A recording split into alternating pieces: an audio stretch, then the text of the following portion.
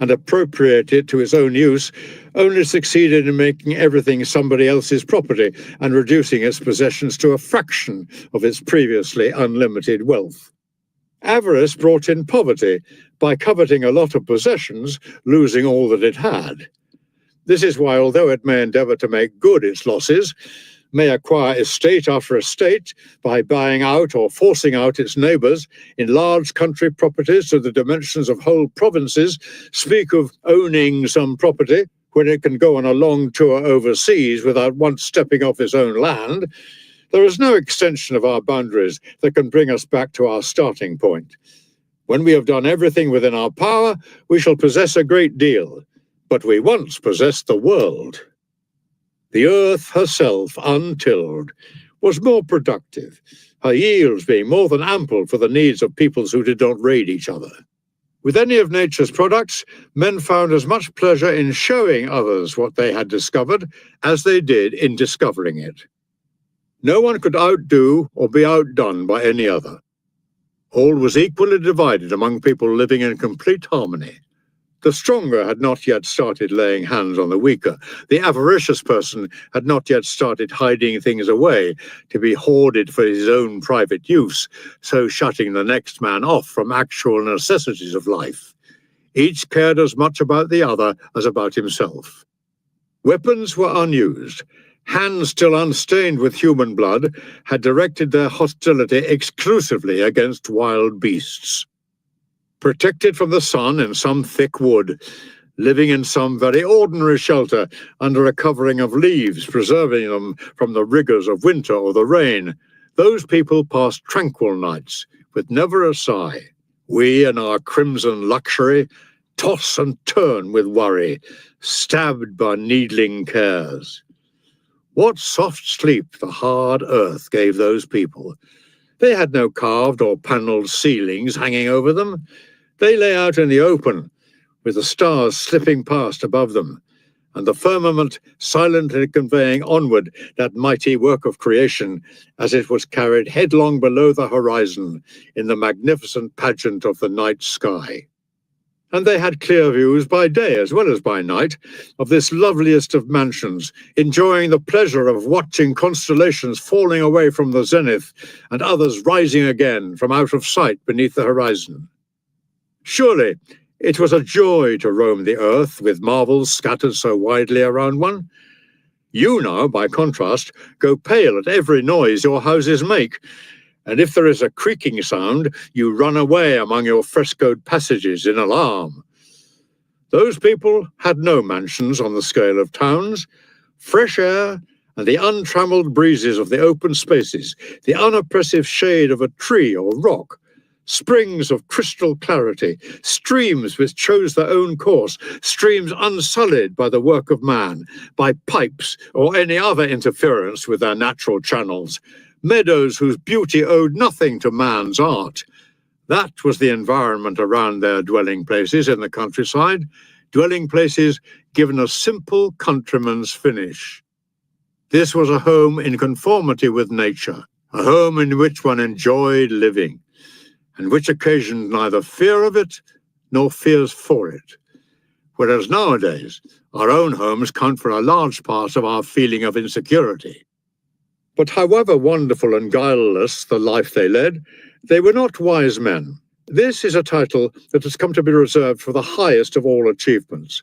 All the same, I should be the last to deny that they were men of exalted spirit, only one step removed, so to speak, from the gods.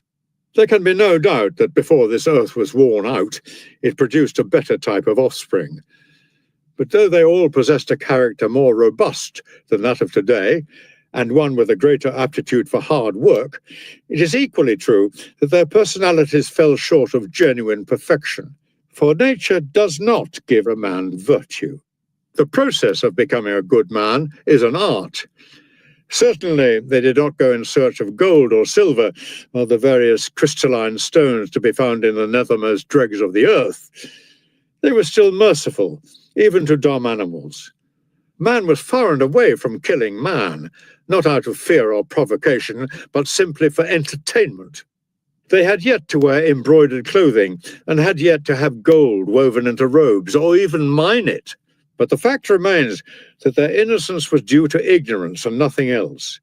And there is a world of difference between, on the one hand, choosing not to do what is wrong, and on the other, not knowing how to do it in the first place. They lacked the cardinal virtues of justice, moral insight, self-control, and courage. There were corresponding qualities, in each case not unlike these, that had a place in their primitive lives. But virtue only comes to a character which has been thoroughly schooled and trained, and brought to a pitch of perfection by unremitting practice. We are born for it, but not with it.